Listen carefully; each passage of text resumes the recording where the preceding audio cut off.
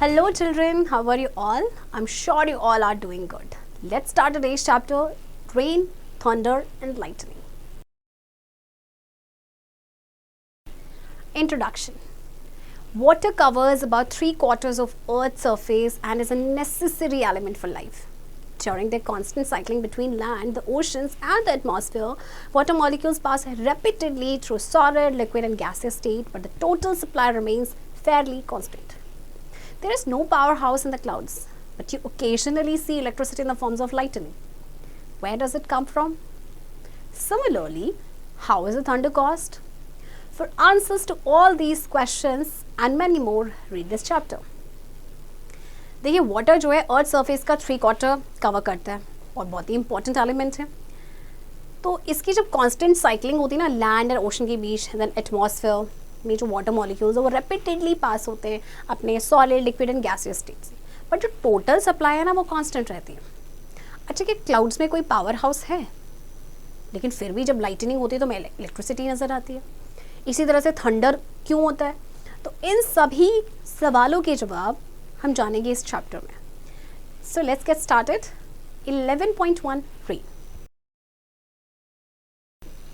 Rain is the most important and vital natural phenomenon for all the living beings on earth. It results from the rising and cooling of moisture and undergoes 3 processes: evaporation, condensation and precipitation.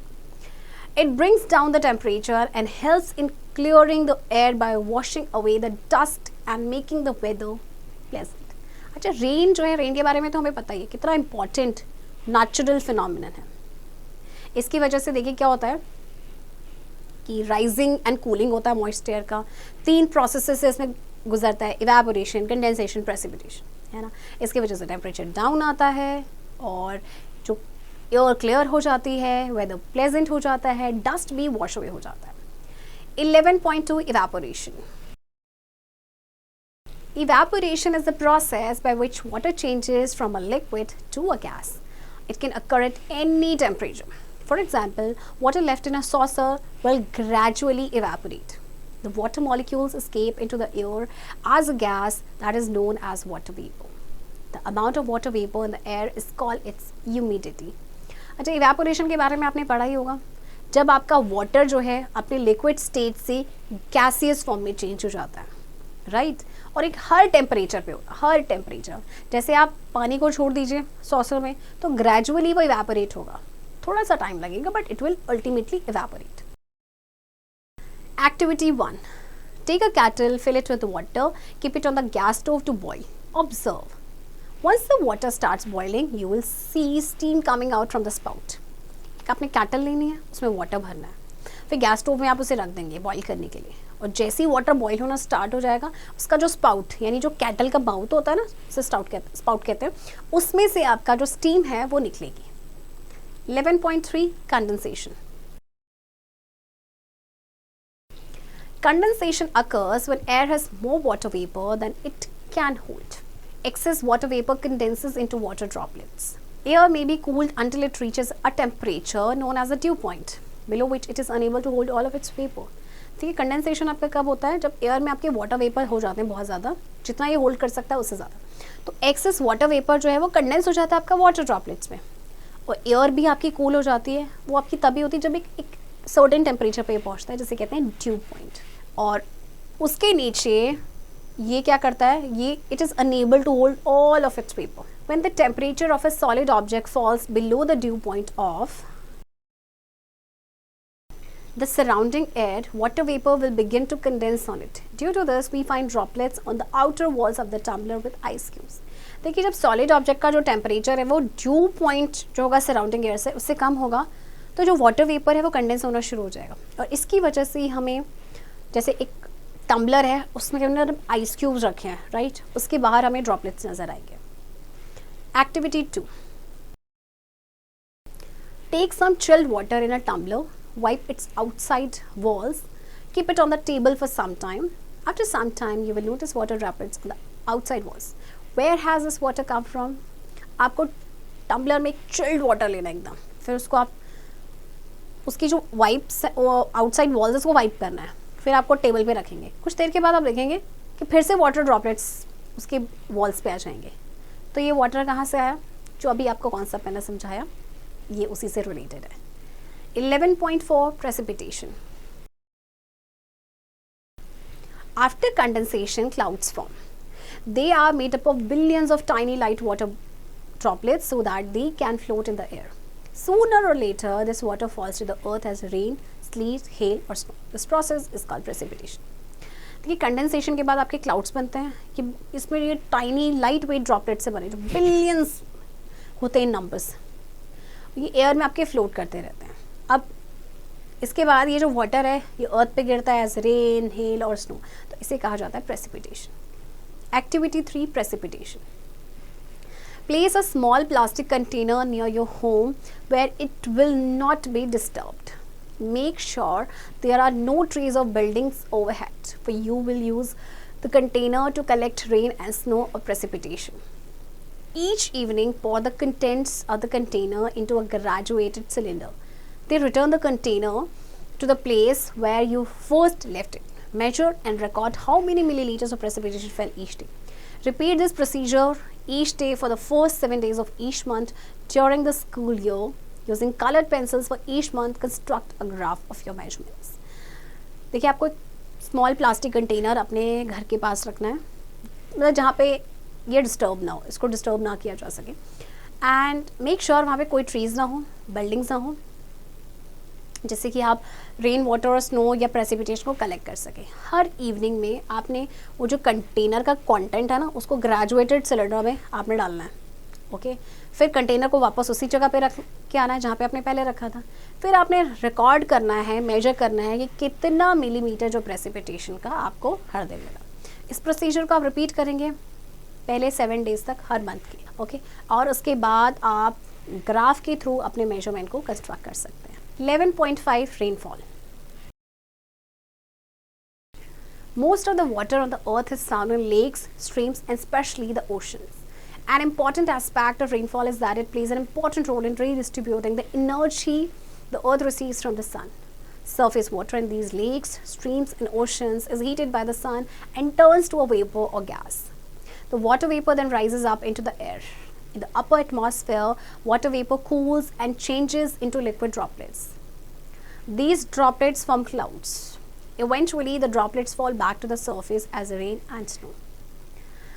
ज़्यादातर water जो आपका अर्थ में पाया जाता है आपका lake, stream में है एंड स्पेशली ओशन में सबसे ज़्यादा आपका वाटर।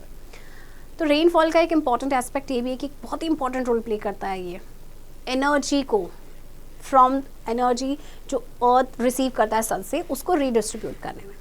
जैसे जो सरफेस वाटर है आपका जो लेक्स में या स्ट्रीम्स में या ओशन में सन की हेल्प से हीट होते हैं तो ये वेपर या गैस में आपके टर्न हो जाते हैं। फिर वाटर वेपर आपके राइज अप होते हैं एयर में, अपर एटमॉस्फेयर में वाटर वेपर कूल होते हैं, लिक्विड ड्रॉपलेट्स में चेंज होते हैं, फिर क्लाउड्स बनते हैं। इवेंचुअली वो जो ड्रॉपलेट्स होती हैं वो फिर से वापस सरफेस पे आ जाती है अर्थ के एज रेन और as snow. 11.6 different states of water. Ice, liquid water and steam, perhaps these three materials seem very different to you. Certainly, you can use them in very different ways. Ice, liquid water and steam, however, are all made up of exactly the same substance in different states. Below 0 degrees Celsius, water exists in the form of ice, which is its solid state. Between 0 degrees Celsius and 100 degrees Celsius, water exists mostly in the form of liquid water in its liquid state. A part of water also exists in gaseous state as water vapor. Above 100 degrees Celsius, water exists in the form of steam in its gaseous state.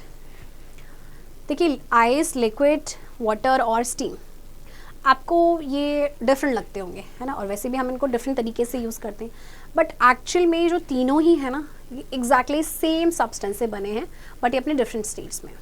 जैसे हम water की बात करें तो 0 degree से below water जो है ice की फॉर्म में एग्जिस्ट करता है एंड आइस क्या है solid state.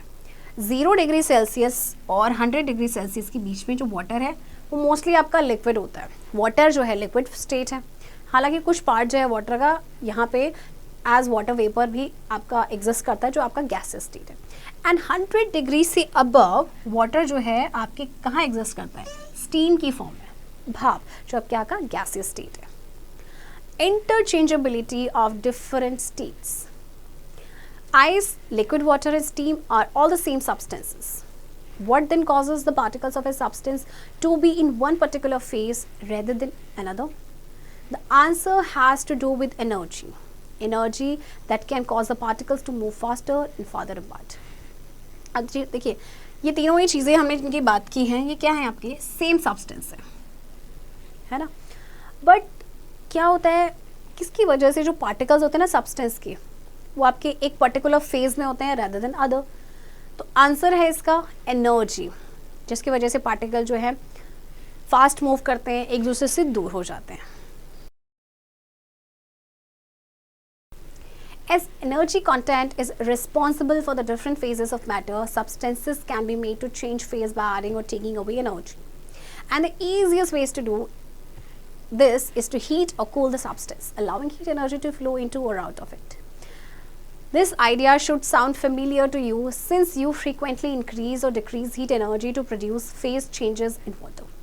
You put liquid water in the freezer to remove heat and make ice.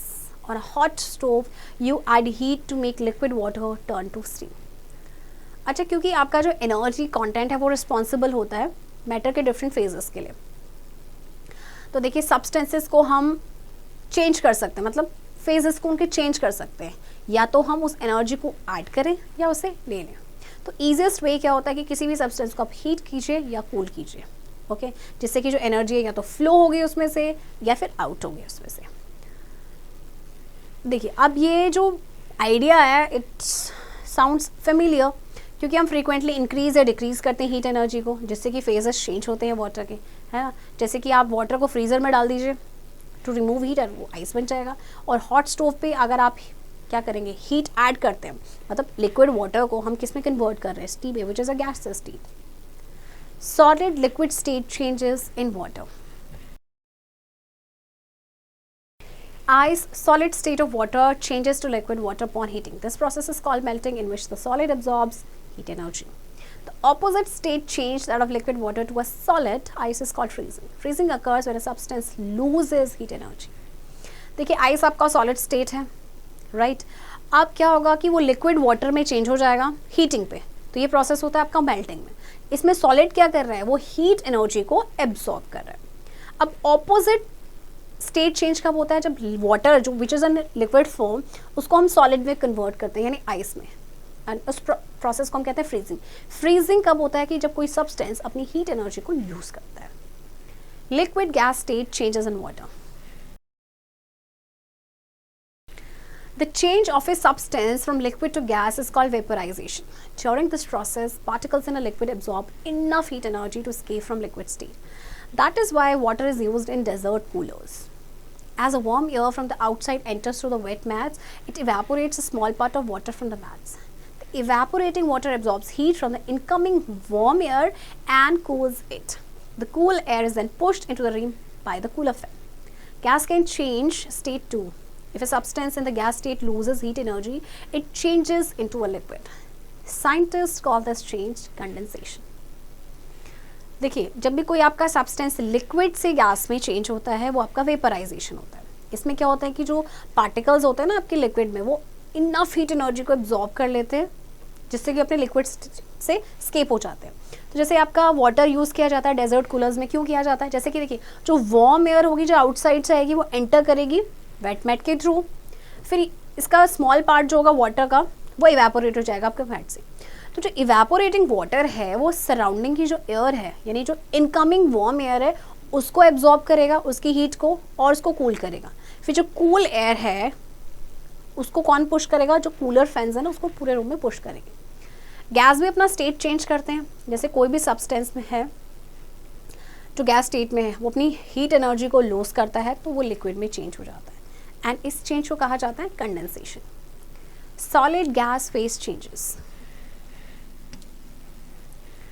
If you live in or have visited an area where winters are very cold, you may have noticed something unusual about fallen snow. Even when temperature stays below the melting point of water that makes up the snow, the fallen snow slowly disappears. What happens to it? They now undergoes sublimation. When a solid sublimes, its surface particles escape directly into the gas phase. They do not pass through the liquid phase. देखिए कभी आपने कोई ऐसा जगह आपने visit किया हो या आप रहे हो जहाँ विंटर्स में बहुत ज़्यादा ठंडा होता है, वहाँ पे ना कुछ अनयूजुअल चीज़ होती हैं, जैसे कि एक तो आपका जैसे अनयूजुअल चीज़ें होती हैं अबाउट फॉलन स्नो. अगर आपका टेम्परेचर जो है वो बिलो मेल्टिंग पॉइंट है ना वाटर के, जो आपको आपके स्नो को बनाए रखता है, तब भी जो फॉलन स्नो है वो धीरे धीरे आपकी डिसअपियर हो जाएगी. और ये होता है सब्लिमेशन. सब्लिमेशन जैसे आपने प्रीवियस चैप्टर में आपके जो आए थे उनमें पढ़ा होगा. सब्लिमेशन का प्रोसेस क्या होता है कि जिसमें सॉलिड आपका डायरेक्टली गैसियस स्टेट में चेंज हो जाता है, मतलब वो लिक्विड में चेंज नहीं होगा. 11.7 water cycle. There is an old saying that every drop of water from the ocean rains 5 times before it returns to the ocean. Although this is not a very scientific statement, it does have a kind of scientific basis. Here is the reason. Every day, the heat of the sun causes water on the Earth's surface to change into a gas. This process is called evaporation. Enormous amount of water is evaporated from the ocean. Water also evaporates from fresh water sources on land. When water evaporates, it goes into air as an invisible gas, water vapor. There is always some water vapor in the air, even over the driest deserts. एक पुरानी कहावत है that every drop of water from the ocean rains 5 times before it returns to the ocean. हालांकि एक scientific statement नहीं है, but इसका एक साइंटिफिक बेस ज़रूर है. वो क्या है, देखिए हर दिन जो सन की हीट है उसकी वजह से बहुत ज़्यादा इवेपोरेशन होता है ना. एंड जो इनॉर्मस अमाउंट ऑफ वाटर है वो आपका इवेपोरेट हो जाता है ओशन से. इसके अलावा वाटर आपका जो फ्रेश वाटर सोर्सेज है ना जो लैंड पे, उनसे भी आपका इवेपोरेट होता है. फिर जो वाटर इवेपोरेट होता है ये आपका एयर में चला जाता है और एक इनविजिबल गैस जिसे हम बोलते हैं वाटर वेपर, उसमें कन्वर्ट हो जाता है. अच्छा, आपका हमेशा ना वाटर वेपर रहेगा एयर में. इवन आपका जो ड्राइएस्ट डेजर्ट होगा ना, वहाँ की एयर में भी आपका कुछ वाटर वेपर रहता है. Air can hold only a certain amount of water vapor. Warm air can hold more water vapor than cold air can. As warm air loaded with water vapor rises, it cools. The cooler air can no longer hold all of its water vapor. Some of the water vapor changes back into a liquid. This process is called condensation. Next, clouds are formed. They are made up of billions of tiny light water droplets so that they can float in the air. Sooner or later, this water falls to the earth as rain, sleet, hail or snow. This process is called precipitation. The water that falls is fresh water because when ocean water evaporates, dissolved solids are left behind. The cycle then begins again. This water circulates continually between the atmosphere and the surface of the earth, which is known as water cycle. अच्छा देखिए, air जो है ना वो certain amount of water vapour को ही hold कर सकते हैं. Okay, and remember that warm air जो है ज़्यादा वाटर वेपर को होल्ड करके रखती है comparatively cold air.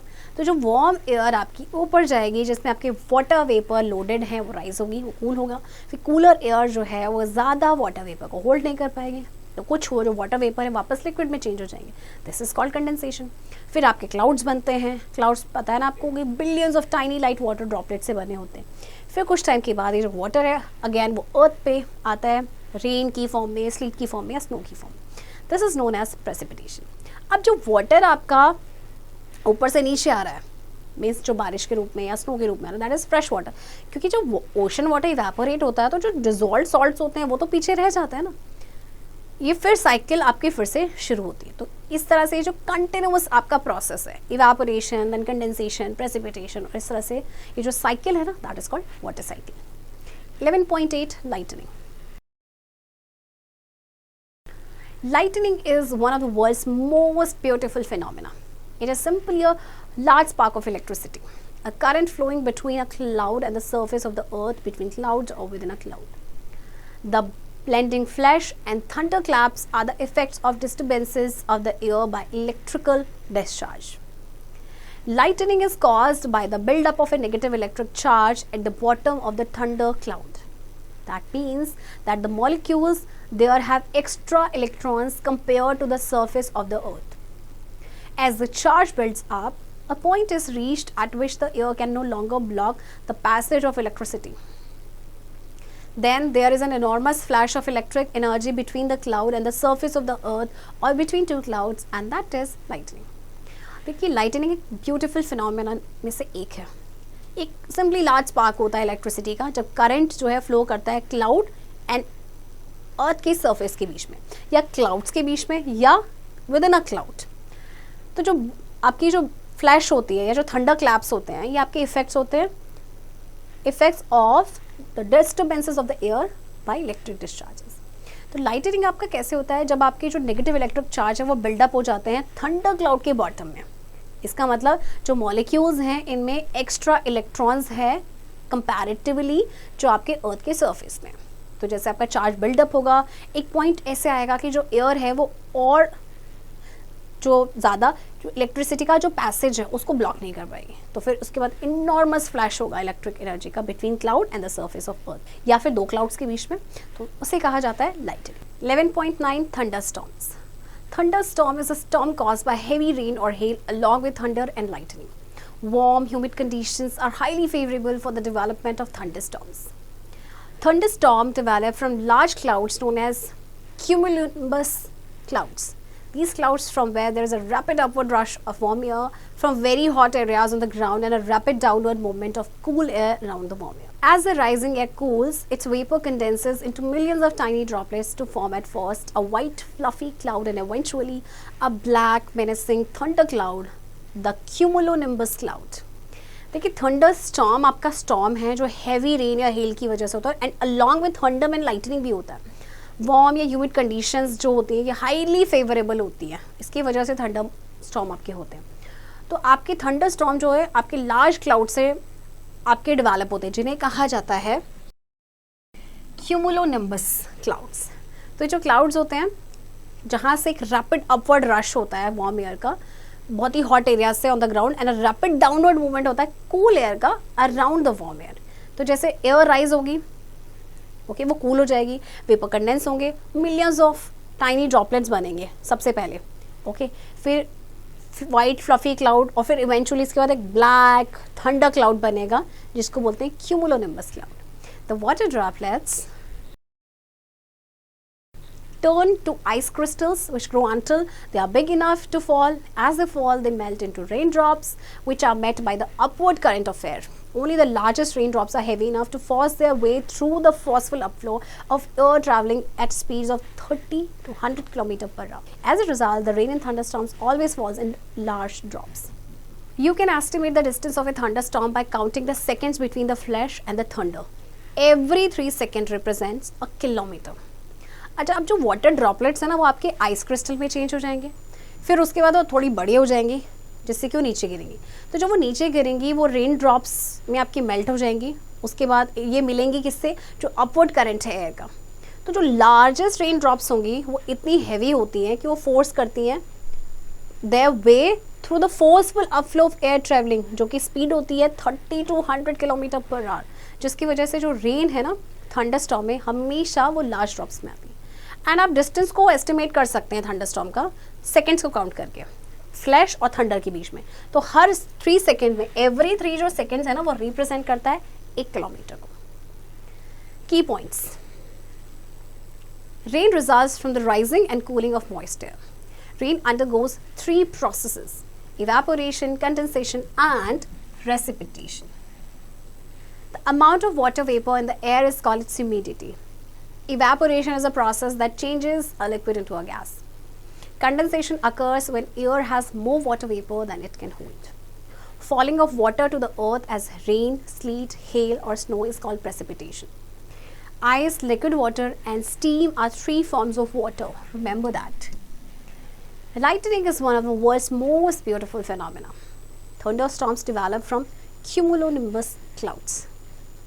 Children I hope आपको ये चैप्टर समझ आया होगा एंड इस चैप्टर की प्रैक्टिस अब आप खुद से करें.